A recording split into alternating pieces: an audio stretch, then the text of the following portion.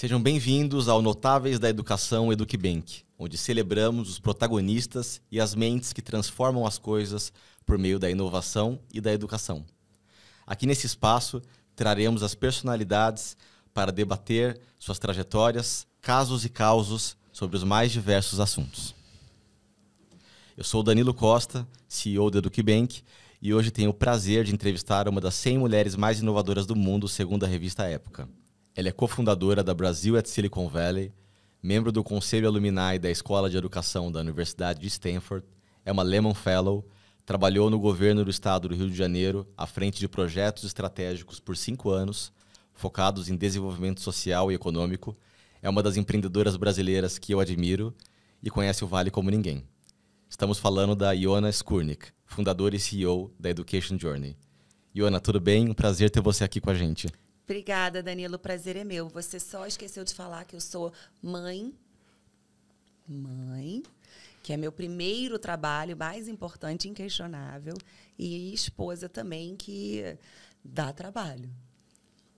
Iona, antes de entrarmos no tema que vamos debater hoje, que é a inteligência artificial e as inovações na educação, eu gostaria de começar ouvindo a sua história. Como foi a sua trajetória desde o início, antes da Education Journey?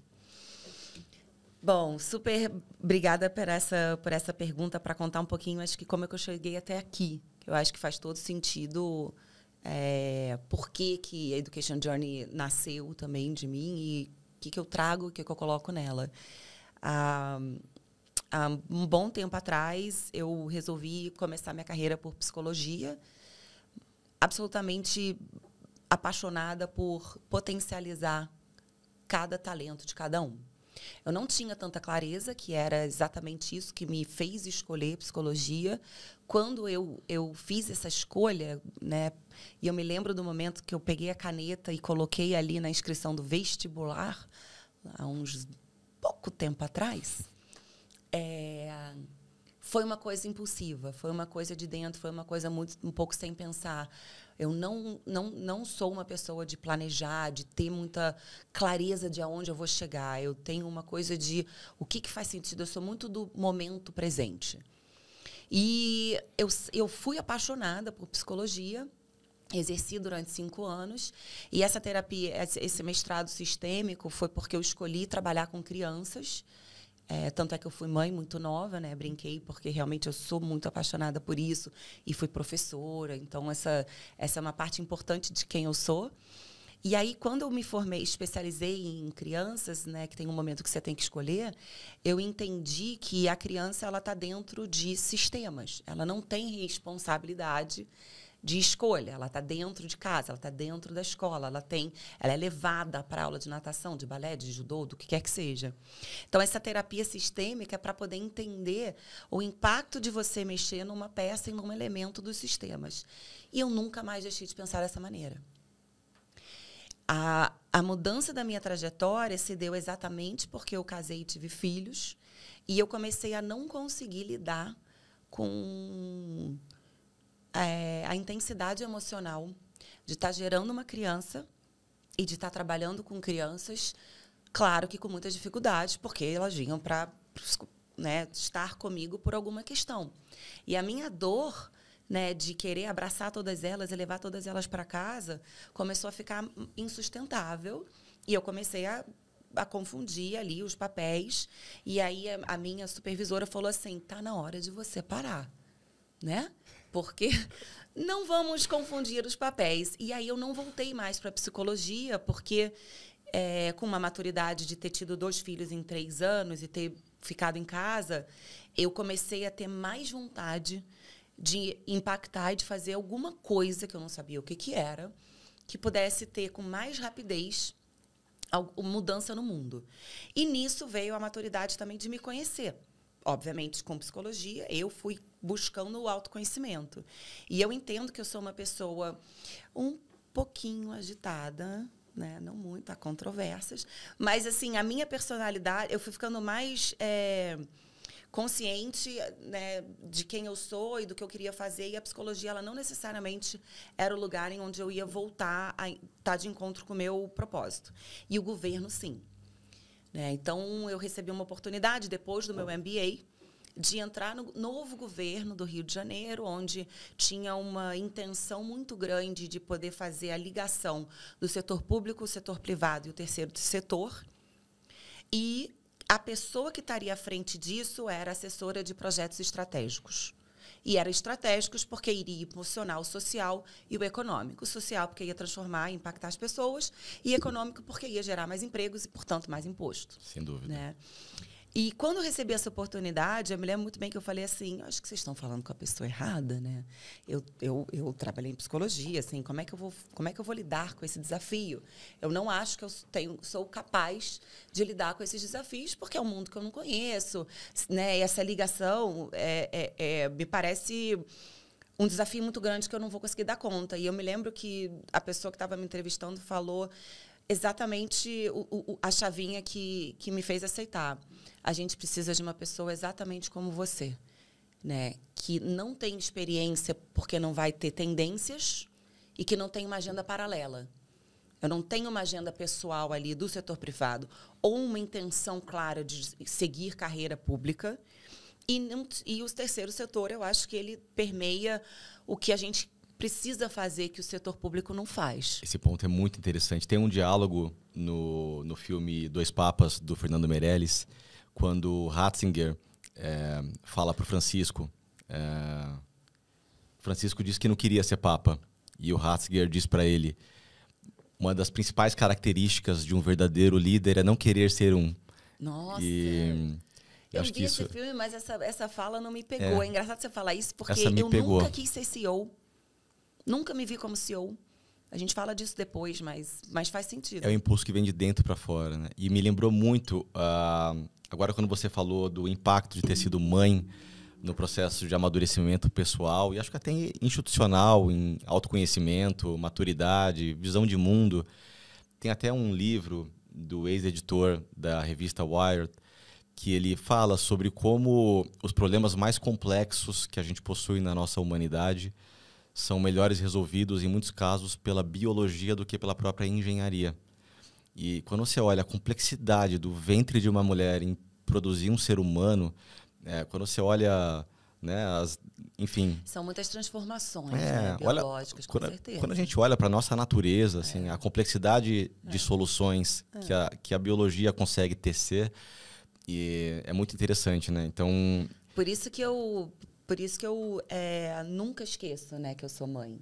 Nunca, nunca, nunca. E eu acho que é a minha maior responsabilidade, além de ser a minha maior paixão, né? Inquestionável isso. Mas é a minha maior responsabilidade. Eu escolhi ser mãe e a minha mãe fala muito isso. Eles não pediram para nascer. Olha, na primeira companhia que eu fundei, que era uma rede de escolas, eu cometi um erro tático gravíssimo.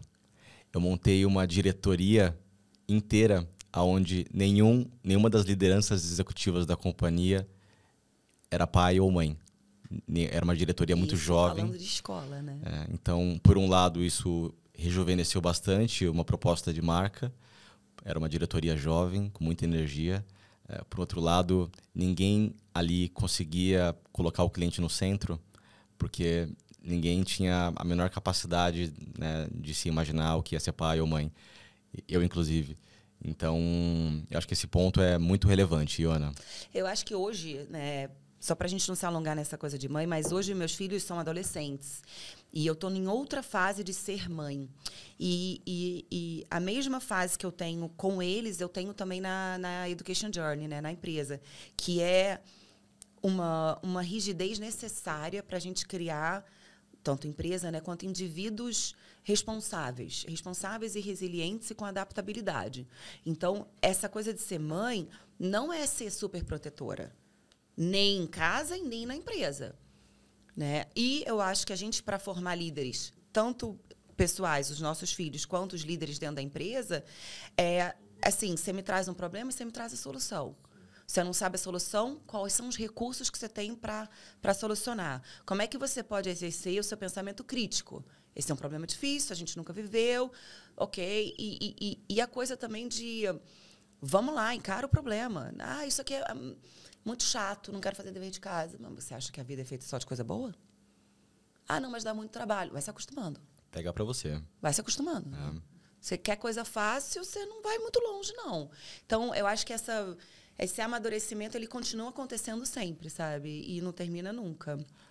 Agora, Ioana, muito interessante, louvável a sua passagem pelo setor público. Pegando esse gancho, você que teve a experiência de viver os dois lados, o que você acha que a gente no privado poderia aprender com o público e o que o público poderia aprender com o privado? Pensando em gestão, cultura, melhores práticas. Muito boa essa pergunta. Eu também nunca tinha parado para pensar. Eu acho que o que o público, pensando, né, na minha experiência, o que o público me ensinou, que eu carrego nessa minha jornada, né, até hoje, é o potencial de escala. É fascinante o potencial de escala do público. O mecanismo, talvez, vide o governo chinês. Impressionante. É o mecanismo que a gente tem na sociedade, talvez, de maior impacto.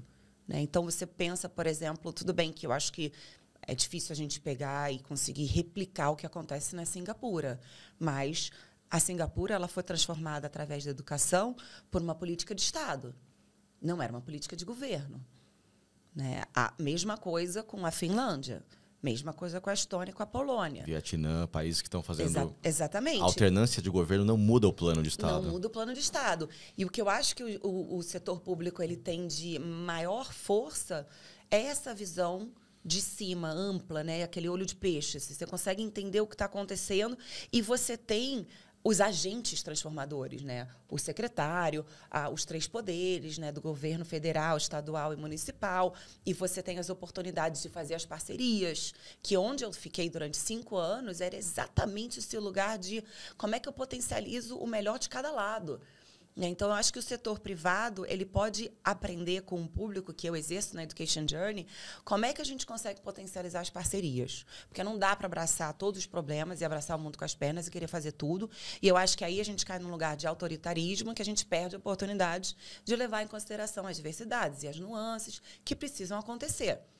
Né? Então, se a gente tem esse lugar de tomador de decisão, que você pode estar no público ou no privado, e essa visão de como é que eu consigo ter mais impacto com escala, potencializando cada parte, entendendo, no setor privado, a gente pode colocar, não tinha pensado nisso, a gente pode colocar os departamentos e as áreas como se fossem as secretarias.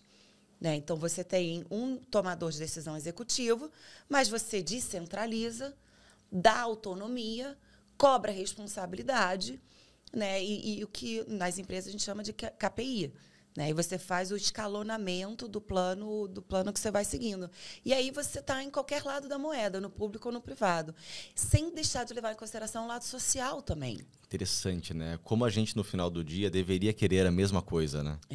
Então, esse debate ele poderia ser mais simples. E eu concordo com o seu ponto de, tão logo um país entende a diferença do conceito de Estado e de governo, tão logo você consegue consolidar uma democracia. Sem isso, a gente continua patinando. Que é uma coisa que eu acho que o Estado de Pernambuco, por exemplo, eu tenho a impressão que conseguiu fazer muito bem essa lição de casa já há algumas décadas atrás. Sobral. Né? Impressionante. Então, a gente também. pode olhar tanto no federal quanto no estadual que você falou, ou no municipal. Sobral está governo após governo seguindo o plano de educação como um exemplo, acho que não só para o Brasil, mas para o mundo todo. Né? Eles têm um impacto muito grande. Muito. A capacidade dele de tomar decisão. O Paulo de Tarso, da XP, esses dias, a gente saiu para almoçar e ele falou uma coisa que eu achei muito interessante. Você falar não para coisa ruim é fácil. Você falar sim para coisa boa também é fácil. O que diferencia os líderes bons do restante é a sua capacidade de falar não para coisa boa. Sim, tão simples, mas ao mesmo tempo como a gente deveria praticar isso de um jeito mais prático também, né? Eu vou brigar com ele. Quando ele foi meu convidado no podcast, ele não falou essas coisas, não contou, né? Tá bom. Paulo é muito bom. Ioana, agora fazendo um gancho com a Stanford e o período que você ficou fora do Brasil, como é que foi acompanhar todas as inovações, o surgimento de tantos cases e companhias bacanas, bem-sucedidas no Vale? Ou seja, como é que esse ambiente influenciou na sua atual visão de mundo e do nosso setor? Nossa, influenciou totalmente. Esse ano, mês que vem, eu completo 10 anos lá. Né? Então, acho que hoje faz absolutamente parte de quem eu sou. Mas pensando... uma coisa, quando você falou de Stanford aqui, eu lembrei de qual foi a minha decisão de ter ido para lá. E a minha decisão foi exatamente esse impacto em mim de ter estado no governo e olhar a possibilidade de impacto de escala. Então, quando eu saí de psicologia da esfera individual, né, do paciente por paciente, de uma maneira muito profunda, dando a mão para cada um, e fui para o governo, foi um baque, né, de escala. E com 5 anos eu percebi que existem muitas limitações em governo, né? Tem uma série de coisas que eu acho que muita gente boa queria fazer e não consegue fazer. E eu fui para Stanford buscando mais escala, né? Então, para mim é muito claro eu olhar para trás e ver minha trajetória, que as coisas fazem hoje muito sentido. Quando eu estava tomando as decisões, quando eu tive os meus desapontamentos, quando eu tive, né, os meus questionamentos e as minhas crises, será que eu estou no lugar certo? O que eu quero fazer na minha vida? Para que eu vou acordar todo dia? Né? Então, assim, o que faz sentido eu deixar meus filhos em casa para poder ir trabalhar? E eu achei esse lugar de voo para Stanford, teve totalmente a ver com essa coisa de eu quero fazer uma escala global. Eu quero impactar milhões e milhões de pessoas, independente do país. E eu encontrei exatamente o que eu estava procurando, né? Que lá as pessoas olham para as oportunidades através do olhar de inovação. E aí eu entendi o que era inovação. Eu acho que eu nem pensava, nem entendia, nem sabia o que era inovação. Certamente eu não pensava em empreendedorismo. E a inovação nada mais é do que você olhar um problema com um ângulo novo. Então, os problemas existem, né? Qual é o problema que te incomoda mais? Qual é o problema que te toca, sabe? Não, acho que hoje o gut, né, é o segundo cérebro, né? O que dói lá dentro, sabe? O que te deixa inconformado? Né, assim, que é uma coisa que você não quer continuar ignorando. E como é que você pode olhar para isso de uma maneira produtiva? E aí você vai produtizar. E aí você pega o design thinking. Deixa eu pensar se eu faço desse jeito, daquele outro jeito. E a escola de design thinking, a D-School de Stanford, é um dos marcos, né, onde hoje está muito disseminado, que bom, e hoje está replicado em outros centros de estudo e nas empresas, porque você não sabe que vai dar certo. Né? E o cerne do empreendedor é você testar rápido. Exatamente. E você se acostumar com o risco. Então, assim, o impacto em mim foi completo. Eu me lembro que quando eu estava com alguns meses de Stanford, eu perdi totalmente a identidade, porque eu estava imersa numa coisa muito nova, com pessoas muito novas. E uma coisa muito legal é que eu sempre me vi como uma pessoa diferente. Né? Eu gostaria muito de ter feito economia e de ter seguido uma vida simples e fácil, numa linha reta, e de não ter tido todas as crises com um plano de carreira muito bem desenhado. Era muito mais fácil, sabe? Então, eu sempre pensei assim, nossa, né, o que eu faço com essa manhã diferente? E lá, todo mundo é diferente. E a diferença é a norma.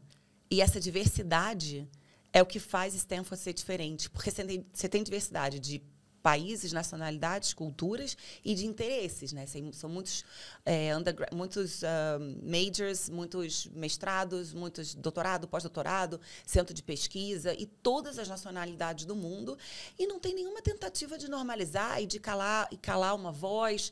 Então, essa pluralidade é que faz com que todo mundo vá para a escola de design, que é a D-School, e aí você junta as diferentes visões, os diferentes pré-concepções, e você cria uma coisa nova que nunca foi feito antes e sai para testar. E eu acho que isso fez com que eu começasse a pensar, então, o que eu posso fazer de diferente para o que realmente importa para mim. E o que realmente importa para mim é impactar o Brasil. Não tem jeito. Eu saí do Brasil, mas o Brasil não saiu de mim. Muito legal, Iona. Muito inspirador isso. E quando você olha para esse ambiente altamente inovador, quando você bebe dessa fonte, eu acho que fica muito claro a gente entender o quanto a inovação ela é muitas vezes muito mais cultural do que ferramental. E ela é simples. E você partir para a inovação e tentar enxergar o mundo com essa lente de fazer as coisas de uma maneira melhor e mais barata, eu acho que ela é um estilo de vida. Quando, por exemplo, uma das coisas que mais me impactou quando eu estive em Stanford pela primeira vez foi olhar para aquele campus e ver o quanto ele é simples. me deixou um pouco A impactado. Califórnia toda é simples. Exatamente. Eu olhei Toda para é aquilo simples. e falei, gente, o campus da USP talvez tenha tido um budget muito maior do que esse. Ele é simples, ele tem tons terrosos, ele ali não é nada demais, ele é o que precisa, não tem nenhuma ostentação, ele é zero show-off. Em inglês chama whistles and bells, né? Ele não tem whistles and bells, assim, não tem uma papagaiada, sabe? Ele é aquilo, é o que precisa, ele é frugal e ele é capaz, mesmo simples e pé no chão, de conceber. E as pessoas mais geniais de lá Exatamente, são super simples, exatamente. assim, sabe? Né? Tem aquele modus operandi ali da Califórnia que as pessoas... Você dá quase uma esmolinha para o professor, né? Porque é aquela sandália super velha, aquele famoso moletom hoodie que qualquer preto que já tá cinza, sabe? O Steve Jobs era super desapegado, né? Então, acho que... porque a riqueza está dentro. A riqueza está, né, na mente, né? E os problemas, como eles são complexos, isso é uma coisa que eu aprendi no governo também, que eu carrego para mim, são problemas de alta complexidade, com budgets muito grandes, de alto impacto, e que precisam de muitos stakeholders, né? São muitas partes movendo, que é o que a gente estava falando, setor privado e setor público. Então, quando você está imbuído de uma missão, e quando você tem uma visão, né? Então, o que você quer fazer e como é que você vai chegar lá, e você está lidando com problemas complexos, nossa, think global, act local. Então, você tem impacto global, mas ele está ali... Você precisa entender o que está acontecendo no nível granular. Não faz sentido uma frugalidade. Não encaixa, não precisa. É uma coisa meio que sabe, distrai e não é o que dá prazer, né? A riqueza não está ali. Não está. Concordo plenamente. E agora falando um pouco da BSV, Ioana, conta pra gente como é que surgiu a ideia, como é que foi os desafios de cofundar o projeto. Eu tive lá desde a primeira edição e eu posso falar que a execução foi excelente. Imagino que tenha sido quase como fundar uma startup. Foi totalmente, mas eu preciso contar isso, gente. Sabe como é que eu conheci o Danilo? Você lembra? Lembro. A gente, na primeira edição da BSV, a gente fez uma coisa que não deu para replicar, porque não tinha escala, mas que foi sensacional e foi muito especial. Só quem estava lá na primeira vez que estava. Foi muito legal. Que era Small Talks. Então, a gente tinha a plenária grande e durante 2 dias a gente tinha uma sala embaixo da plenária grande que a gente pegou um grupo, porque cabia na sala de 20 pessoas, e pegamos líderes para conversar. E a gente, como uma startup, quis testar esse modelo para poder ter mais profundidade, para poder criar mais impacto numa escala menor, mas que cada um daqueles 20 pessoas poderiam trazer aquilo para as suas vidas, né? E eu não me lembro, eu não fiz parte de como foi feita a seleção. Então, não sei como é que você foi parar lá, e eu estava só passando para ver, e era um papo com o Luciano Huck, né? E tinham pessoas completamente aleatórias, diversas, e era um pouco sobre... Era aberto, era qualquer pergunta. Era aberto. Né? Eu não me lembro que eu não fiz parte dessa estrutura de small talks.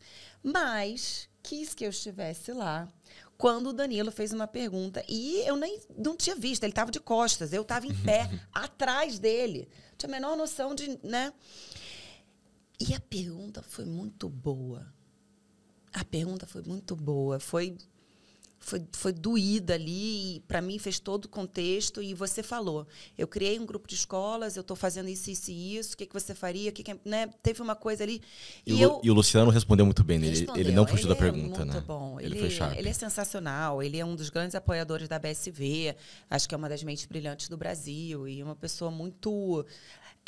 frugal no sentido de ouvir todo mundo, responder todo mundo. E ele está no Brasilzão, né? Então, uma pessoa que eu admiro bastante.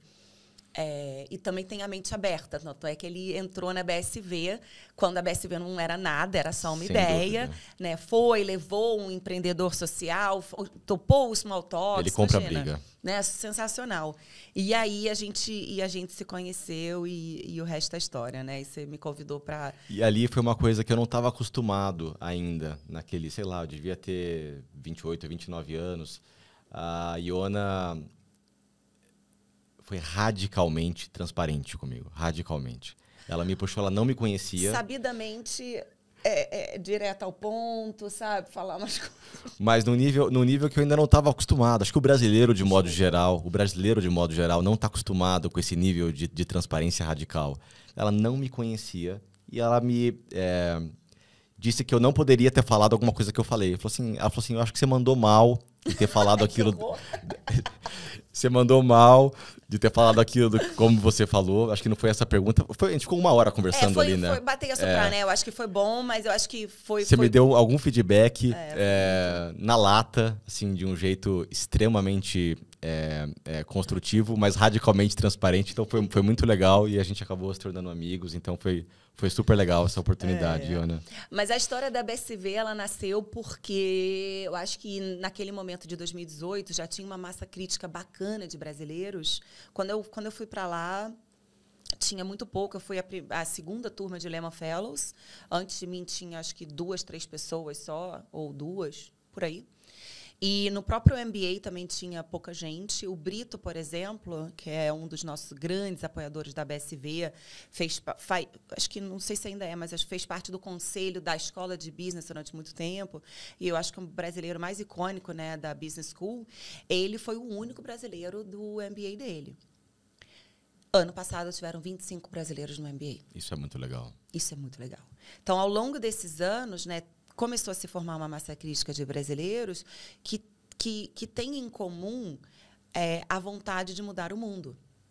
Porque quando você resolve ir para Stanford, não é à toa. Longe pra caramba. Caro.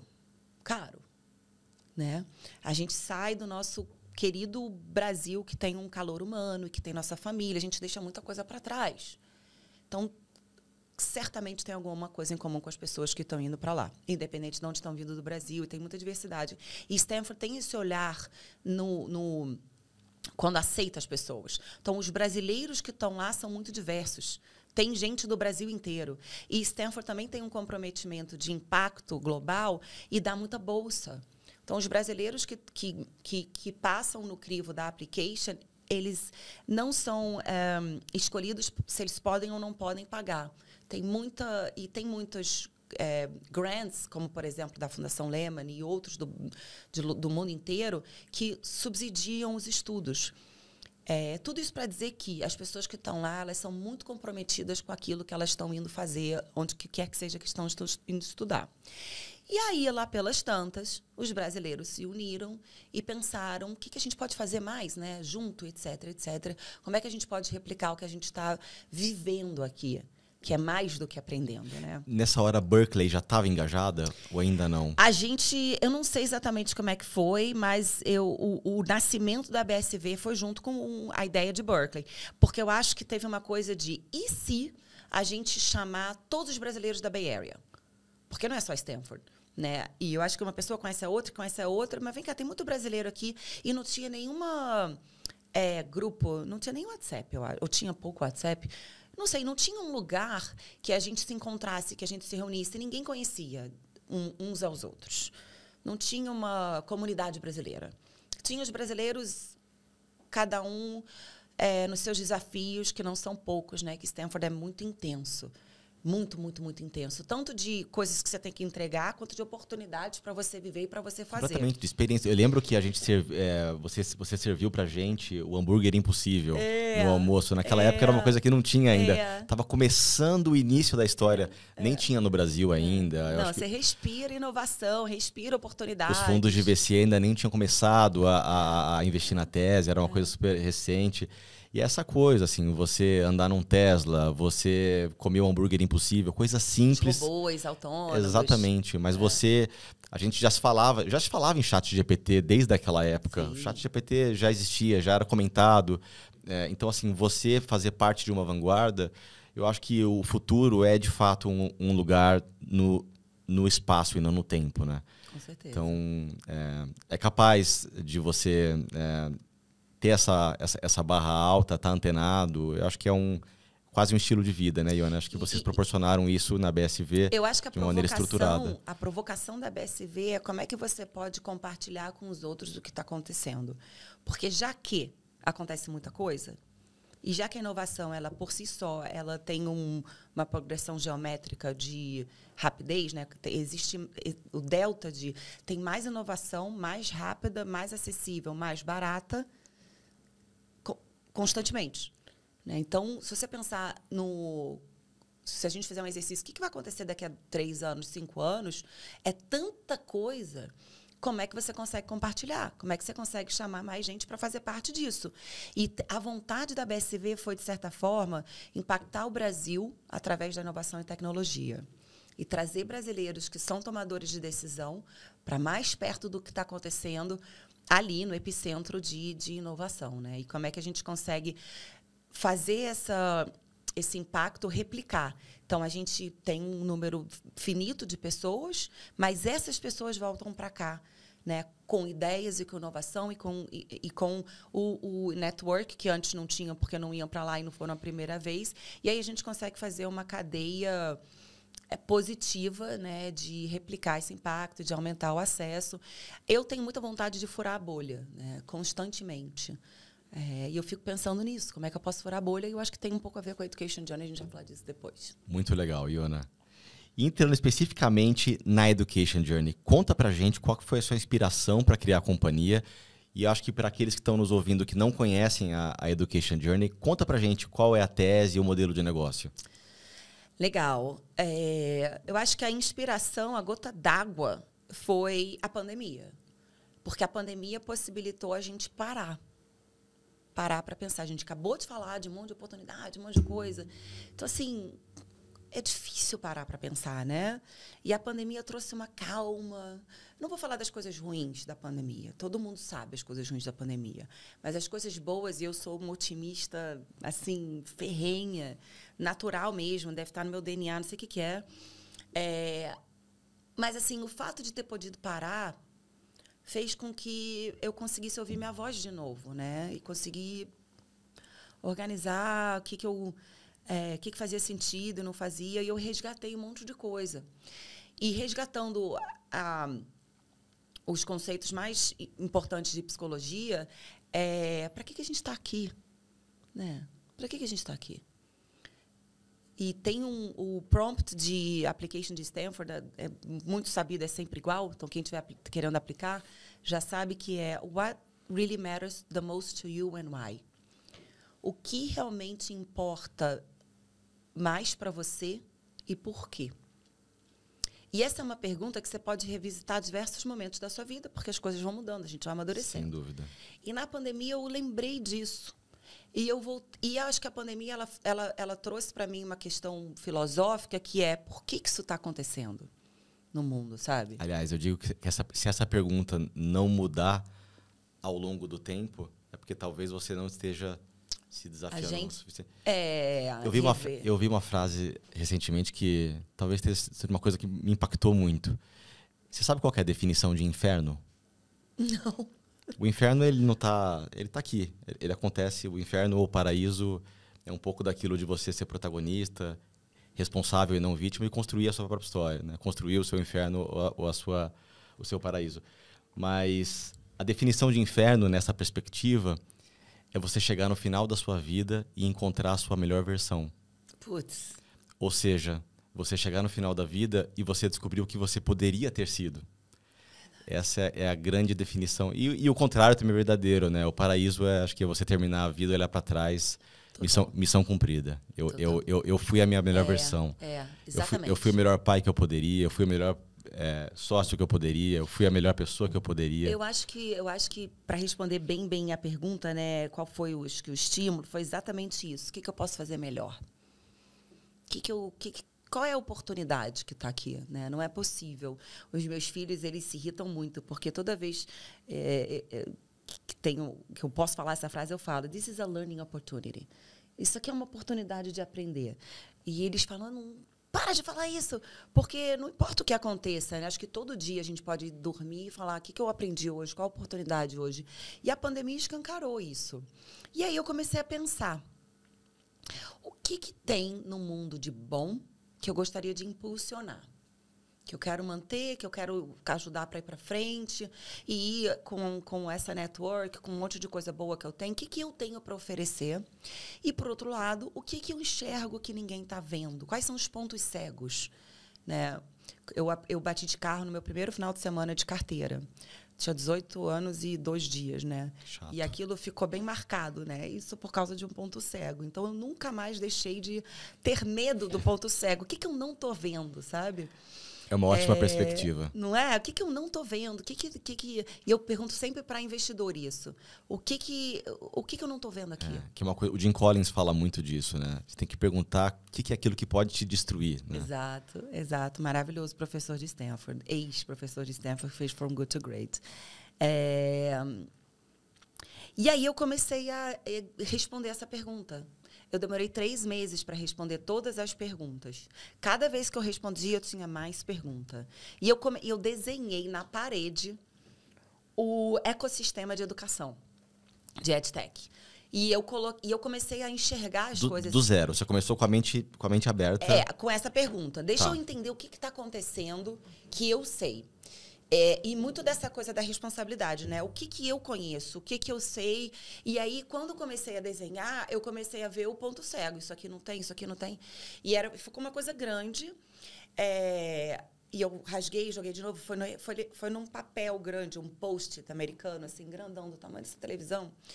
E aí eu comecei a colorir e nomear os stakeholders. Então tá aqui, escola privada, escola pública, governo, empresa, universidade, fundo, edtechs. Ok. E aí depois o próximo. As edtechs que tem. Quais são os mapas de edtech, né? E existe uma maneira da gente falar de edtech, que é o primeiro ciclo de edtech. Quando nasceu a primeira edtech, quais são os investimentos, quais são as teses, quais são os fundos, quais são as edtechs que deram para frente, que deram para trás, quais os modelos de negócios que precisam ser feitos e que não são feitos, como é que o governo compra, né, as secretarias e os... Né, cabeça a mil, e cada vez que eu desenhava uma coisa, vinha mais outra coisa. Até que ficou muito claro o que me move, o que eu gosto, o que eu acredito, aonde eu quero colocar o meu tempo. Porque acho que você pode até querer mudar o mundo, mas você tem que escolher como, né? Você tem que escolher qual é o recorte que você vai ficar, que você vai fazer. Porque senão você fica prolixo e você não consegue entregar nada, né? Então, muito legal ter várias ideias, o que importa é a execução. E esses livros todos que eu fui lendo, né? Eu pensava muito isso, assim, Ana, bota os livros para funcionar. Não adianta só ficar lendo livro. Né? Então, tinha várias conversas, metacognition. Eu ficava conversando comigo mesma. E aí, nasceu a Education Journey. E esse nome veio sentado no chão da minha casa, eu pensando, o que é que eu vou fazer, o que eu acredito? E o que eu acredito é que a educação adulta... Acho que o nome traduz bem o espírito. A jornada. Traduz muito bem. É a jornada. E eu queria um nome simples. Eu queria um nome que o nome falasse. E que eu não precisasse explicar, porque eu acho que... E outro nome também que eu pudesse me sentir livre a evoluir com ele. Então, eu não sei como é que vai ser Education Journey daqui a tanto tempo, porque eu não me considero com essa clareza. Mas, no momento, eu sei o que eu estou fazendo.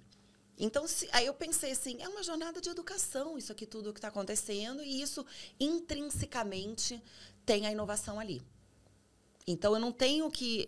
A autorização da inovação, ela já nasceu na Education Journey. Ela é a missão. Ela é a missão. Né? Ela é a missão. E eu escolhi a educação adulta, porque eu passei em governo e vi que a educação do ensino básico, médio e o ensino básico, médio e o ensino superior... ela é muito truncada pelos sistemas. Porque não é só Não mesmo. um stakeholder que... Não mesmo. Né? Você tem o aluno, o professor, a família, o empregador, o governo. Tem muitas coisas que me frustraram ao longo da minha carreira porque eu não consegui seguir em frente com a minha visão, com a minha vontade ou com o meu impacto ali. Então, eu escolhi o empreendedorismo porque eu falei, quer saber?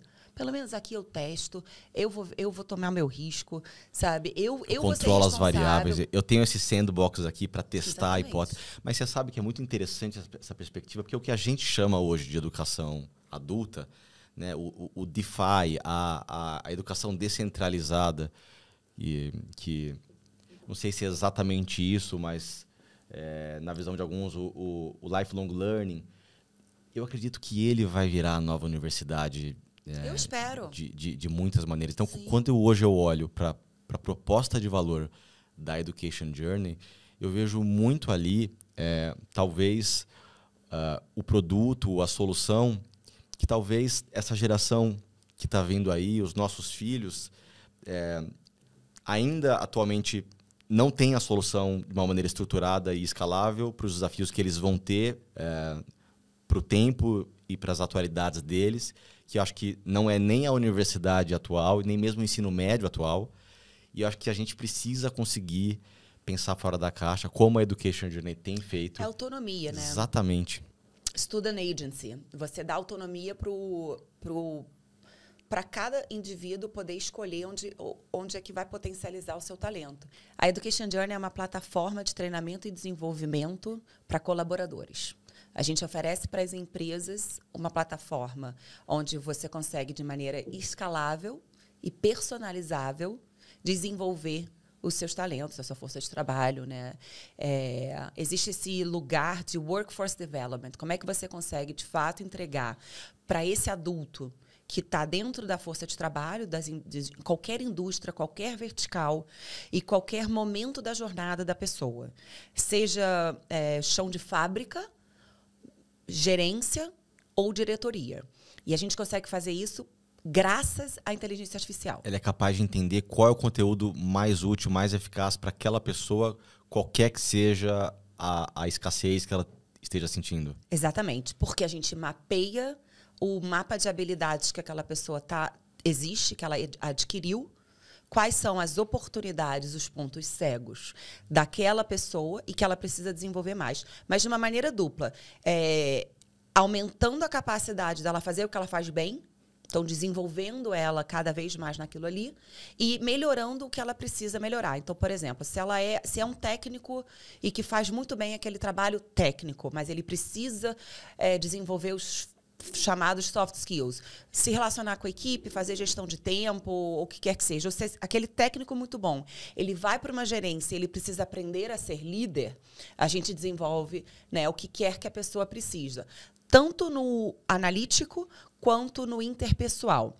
E a gente consegue abraçar todas as verticais de mercado. Então, hoje a Education Journey serve desde construção civil, banco,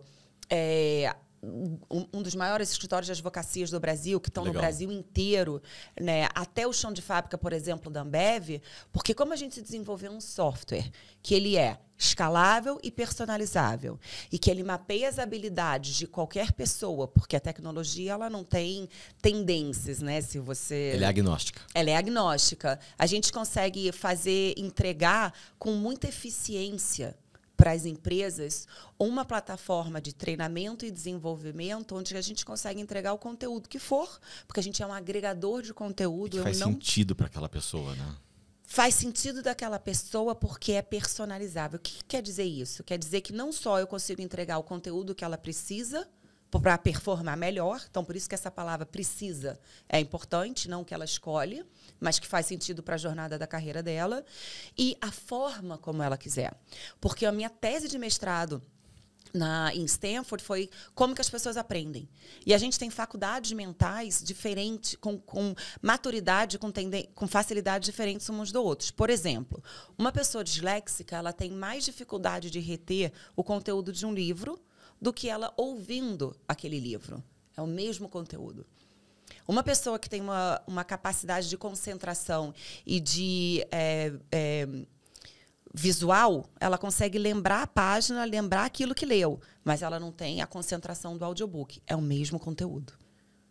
Né? Então, se você consegue não só identificar o conteúdo importante, mas entregar no formato que a pessoa precisa, você vai ter um engajamento natural. Totalmente. Nossa, eu lembro que quando me inspirei muito na Bridge da África e junto com uma turma a gente criou uma universidade corporativa de formação de professores. Formação continuada. Super legal, com até 1.200 horas por ano de formação continuada. A gente pagava para os professores irem e mesmo pagando eles não queriam ir. Só 25% frequentavam. Ou seja, tinha 75% de não engajamento. O que com a inteligência artificial, você cria uma plataforma onde o cara tem gosto de consumir aquele conteúdo. Faz sentido. Faz sentido, né? ele Não melhora. é sofrido. E isso é uma coisa que eu Muito aprendi legal muito isso, no primeiro ciclo da EdTechs. Né? Então, a completude dos cursos do Coursera é em até 3%. Né? Então, não é o conteúdo do Coursera que é ruim, é o formato como você entrega. E outra coisa também que a gente faz diferente na Education Journey, que eu acho que é uma grande virada de chave, é você entregar esse conteúdo para além do curso.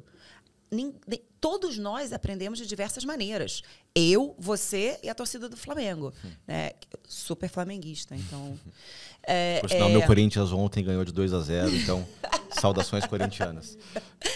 A gente aprende com podcast, com vídeo, com projetos em equipe. Por que a gente só entrega cursos?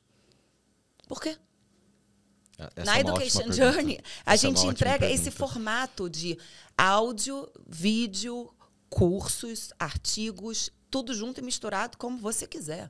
Se você for uma pessoa, por exemplo, com attention span, né, com TDAH, e você precisar de cursos mais curtos, a gente, na entrada da plataforma, todo colaborador pode personaliza, né? A gente pergunta para ele como é que ele quer aprender. E isso pode ser refeito a cada momento. Porque essa é a beleza da tecnologia. Você consegue ter muito mais escala. E a gente, no modelo SaaS, de Software as a Service, você pode começar a sua trilha quantas vezes você precisar. E isso é muito estratégico para as empresas.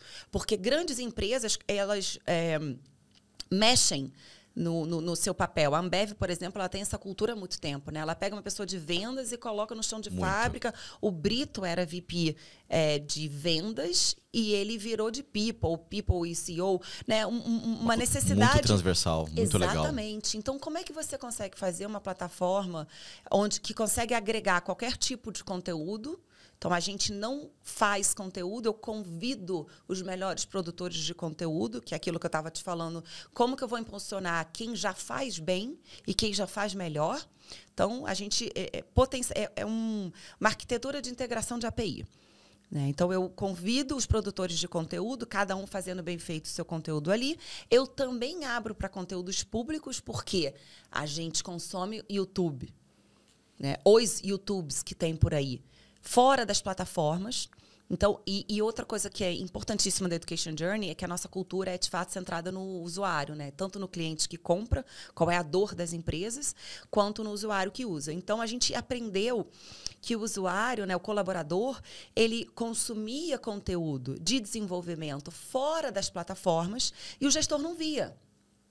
Então, você está ouvindo o podcast, você está... Olha a oportunidade que a gente estava deixando na mesa. Exatamente. Por quê? Porque a gente não ouve. Né? E as grandes empresas do Vale, as grandes empresas de tecnologia, elas têm o cliente no centro. Você tem que ter uma cultura de produto. Eu considero, né? Como é que eu acho que... O que eu tento ser como CEO e o que eu tento exercer na Education Journey?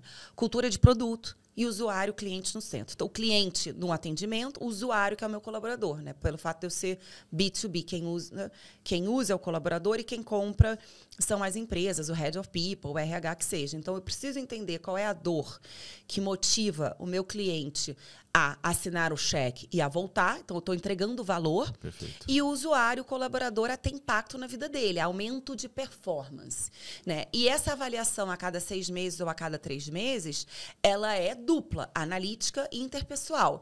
Então, você entregou, como é que você trabalha em equipe, né? E por que eu vou deixar de fora qualquer tipo de informação importante para o meu produto? Então, a gente consegue hoje entregar a experiência da Education Journey, o produto da Education Journey, englobando conteúdos públicos e privados, no formato, né, no conteúdo que você precisa para melhorar a sua performance, entregar mais valor e fazer melhor o seu trabalho de uma maneira mais fácil. Não importa o quanto você trabalha, importa a qualidade da sua entrega. O impacto, e eu diria até social, que uma solução dessa proporciona, a externalidade positiva para a sociedade, o tempo que a gente gastaria para fazer essa curadoria, essa organização, essa seleção de um jeito bem estruturado e de um jeito que faz sentido, talvez fosse muito maior do que o próprio tempo que você necessitaria para absorver aquele próprio conteúdo. Então não faz nenhum sentido. A solução, eu acho que ela vai na veia, Ioana. E é o que você estava falando, da gente sempre voltar às perguntas ao longo da vida, né? Isso só é possível porque a gente está vivendo esse momento maravilhoso de tecnologia. Há 5 anos atrás isso não era possível. Você acha que, olhando para a América Latina hoje, você diria que a gente está pronto para a inteligência artificial? Não tenho dúvida. A inteligência artificial, eu não quero vangloriar a inteligência artificial. Eu acho que a tecnologia, que também é um conceito bem abrangente, né, é o que vai fazer, é a nossa solução. Para mim, é a única solução. Tanto é que os governos também estão usando tecnologia. Demais. Né? Então, não é nem na educação, nem no setor privado. É transversal em todas as verticais. É cívico. Né? E quem tiver resistência, sinto lhes dizer, vai ficar para trás. Porque a tecnologia ela é moldável. Ela é uma maneira de você chegar onde você quer. Você pode escolher qual é a tecnologia que você vai fazer. A inteligência artificial, que é uma tecnologia, hoje ela está massificada, que bom, que a gente tem o ChatGPT. Eu sei que tem diversos problemas, eu sei que ele tem tendências que a gente precisa olhar e ele precisa de regulação. Não é o único. Ela é nova, né? A inteligência artificial massificada, o B2C, qualquer pessoa poder usar aquilo, é novo. Inteligência artificial existe há mais de 50 anos. Né? O livro do Kai-Fu Lee, AI Superpower, sobre a China e os Estados Unidos, conta a história de inteligência artificial. Né? O que está acontecendo agora é a distribuição dessa tecnologia, né? E quanto mais rápido a gente poder individualmente, né, pegar essa oportunidade, essa responsabilidade e fazer a nossa vida melhor, economizar tempo, diminuir erro, aumentar o processamento. Então, assim, se a gente for entrar numa discussão de será que nós precisamos implementar 4 dias de trabalho, não sei. O que importa é a entrega. Se você vai entregar em 6 dias, ou em 4 dias, ou em 3, a mim não faz a menor diferença. Entrega o que você precisa. E a inteligência artificial ela está aqui para ajudar. Né? Então, a gente tem um caminho para seguir, como é que a gente vai poder aparar as arestas, mas para a Education Journey, a gente consegue escala e personalização graças à nossa utilização de inteligência artificial e o machine learning, né? Que é a máquina aprendendo cada vez mais. Então, se o Danilo está na Education Journey e amanhã ou depois, daqui a um ano, ele muda de área, porque eu tenho as informações suas, né, agregadas no machine learning, na inteligência artificial, eu vou seguir, eu vou potencializar a sua jornada. E o impacto é muito grande. A gente atende chão de fábrica, e nessa entrevista de usuário que a gente tem meta semanal de ter, a gente tem histórias maravilhosas, como, por exemplo, uma pessoa que falou para a gente que é a primeira vez que está tendo acesso a um tipo de educação. Ele trabalha 25 anos na empresa, é super grato, é super leal, e diz que, sim, graças à empresa, ele formou 2 filhas em faculdade, e essa é a primeira vez que ele está tendo um aprendizado X. Porque quando antigamente, na educação corporativa, pagava-se 20 mil, 30 mil, 40, 50, 100 mil reais para uma palestra, esse cara não era convidado para a palestra. Né? A educação corporativa ela era de gerência para cima.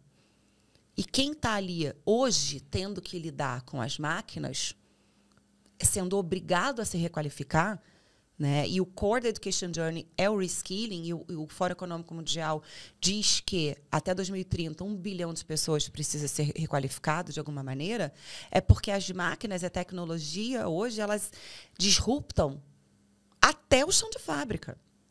Então as empresas elas estão acordando e elas estão se vendo sem escolha a requalificar a mão de obra inteira. E como é que você faz isso? Com escala e com personalização. Isso é muito legal. Isso acho que, para nós, enquanto fundadores, esse tipo de feedback muito mais que exit, que eventos de liquidez, que lindo, qualquer coisa. é Eu acho que é por isso que a gente está aqui, né? É uma coisa emocionante. Eu penso como educação básica mesmo, né? O modelo que talvez a gente proponha hoje, essa mesma pessoa que ficou 15 anos estudando na educação básica, o tempo que ela perdeu e finalmente hoje ela conseguir ter uma educação com uma proposta de valor capaz de mudar o sentido da vida dela, não no sentido de graduação ou de certificação, mas no sentido de autoconhecimento mesmo, de aplicação prática. Então, eu acho que é muito legal isso, Iona, e muito importantíssimo o papel que hoje você tem nesse debate. Então, muito legal. Obrigada. Infelizmente, a gente está chegando na última etapa do nosso podcast Notáveis da Educação e queria agradecer a participação e a disponibilidade da Iona em contribuir com a gente, com essa experiência. A gente sabe o quão difícil é a sua agenda, Iona, dividida entre Estados Unidos e Brasil ainda, então você ter arranjado um espaço para falar aqui com a gente fica lisonjeado. Vamos para o Pinga Fogo? Bora. Então vamos. Iona. Esse pinga-fogo é ótimo, né? Porque é impossível de responder curto, né? Mas vou tentar. Vamos lá. Se você pudesse almoçar com qualquer pessoa, viva ou morta, quem seria? Essa pergunta é muito difícil, né? Ainda mais para mim, eu acho que tem muita criatividade, eu acho. Então, eu poderia escolher a viva, a morta, brasileira, internacional. Mas vamos lá. Uma das pessoas que mais eu sou grata, né, por existir foi uma pessoa que escreveu um livro que mudou, acho que a minha maneira de me ver, que é a Sheryl Sandberg. Ela está viva. Ela nasceu na Flórida, ela fez Harvard, ela trabalhou em governo, ela é judia. Eu acho que eu tenho várias coisas em comum com ela. Ela não sabe, mas eu acho que eu tenho várias coisas em comum com ela e me identifico muito. E ela fez esse livro chamado, que em português se chama Faça Acontecer. E eu estava exatamente numa daquelas minhas crises enfim, no governo, frustrada com as coisas que eu não conseguia fazer em governo. E ela fala sobre o papel da mulher na sua própria vida, né? Eu acho que na sociedade, mas na sua própria vida. E ela desconstrói uma série de limitações que a gente aceita, que a gente se impõe, né, que existem, eu acho que hoje, muito mais sabido. Eu li esse livro em 2012, então, assim, mais de 10 anos atrás. Hoje, todos os conceitos que ela traz no livro, graças a Deus, são disseminados e são entendidos e são debatidos. Mais atuais impossíveis. Mas ela que escreveu esse livro. Muito legal. Então, assim, para mim, é uma coisa... Eu queria, acho que, almoçar com ela para agradecer. Né, para agradecer e para dizer que eu acho que ela teve um papel talvez muito mais importante e impactante que ela mesma entenda. E ela fez uma organização não governamental, ela fez uma ONG, porque o sucesso mundial foi muito grande. E essa ONG, ela existe em mais de 100 países e tem mais não sei quantas mil pessoas que têm atividades e que têm grupos. E ela, lá pelas tantas, ela foi uma das primeiras funcionárias do Google. E ela se tornou a número 2 do Facebook há muitos anos atrás, e ela já saiu há muito tempo, né? Então, pelo Facebook, ela potencializou o grupo as mulheres que queriam falar sobre isso. E eu acho que se eu não tivesse lido esse livro, eu nem sei como é que esse livro foi parar na minha mão, mas eu acho que caiu muitas chavinhas ali, né? E eu sou muito grata ao que ela fez. Ótima dica de leitura, inclusive. Vou atrás do livro, Iona. Se você pudesse escolher uma única habilidade, qual seria?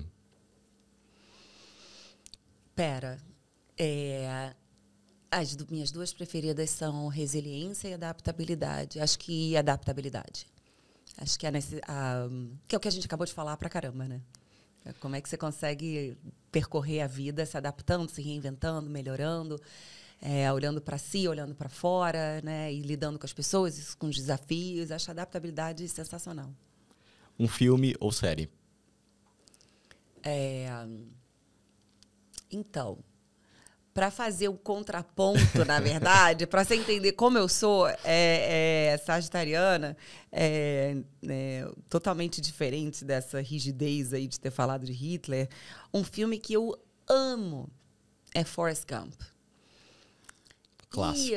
Não, gente, Muito eu acho bom. sensacional. Eu já vi várias vezes e É eu atemporal. acho que ele é atemporal e ele tem muitas mensagens, assim, que eu acho que são singelas. E eu acho que a gente simplificar qualquer tipo de coisa, a gente corre o risco de cair numa coisa rasa.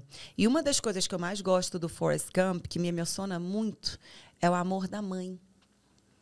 Porque ela ama ele incondicionalmente, assim como eu amo meus filhos e como eu fui amada pela minha mãe. Quer dizer, sou amada, minha mãe. Né? Fui amada, eu digo, no meu crescimento. Eu podia ser o capeta que fosse. Né? Eu sou a 4ª filha.